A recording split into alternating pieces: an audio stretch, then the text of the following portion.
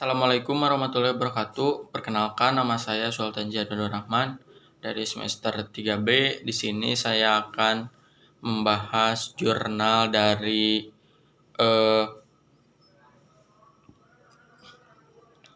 Evert Maximilian Tentua tentang alasan-alasan suatu tindak pidana dapat masuk kategori kejahatan internasional. Alasan suatu tindak pidana dapat dikategorikan sebagai kejahatan internasional seperti kejahatan perang, kejahatan terhadap perdamaian, kejahatan terhadap kemanusiaan, kejahatan pembasmian etnis tertentu berdasarkan perbuatan ras dan agama, perompak atau bajak laut, pembajakan udara, perbudakan, narkotika, terorisme, dan kejahatan telematika karena menyangkut pelanggaran terhadap perdamaian, kemanusiaan, dan perekonomian.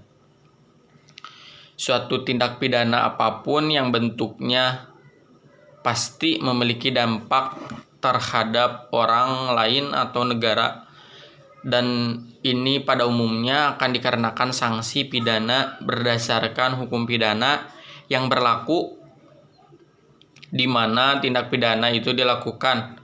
Sebagai contoh, apabila seorang melakukan pencurian atau penipuan di negara Indonesia, maka hukum pidana Indonesia yang berlaku untuk memberikan sanksi pidana bagi si pelaku. Tetapi bagaimana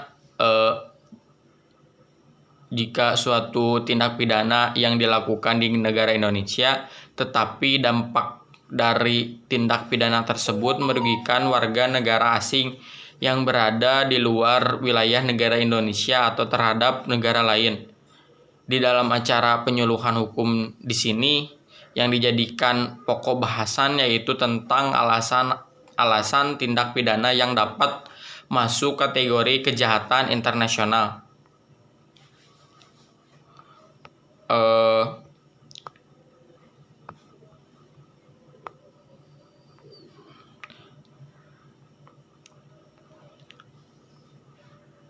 Dari uraian-uraian tersebut, maka dapat disimpulkan alasan-alasan suatu tindak pidana dapat dikategorikan sebagai kejahatan internasional seperti kejahatan perang, kejahatan terhadap perdamaian, kejahatan terhadap kemanusiaan, kejahatan pembasmian etnis tertentu berdasarkan ras dan agama, perompak atau bajak laut, pembajakan udara, dan perbudakan, narkotika, terorisme, dan kejahatan telematika karena terjadinya pelanggaran terhadap perdamaian, kemanusiaan, dan perekonomian dunia.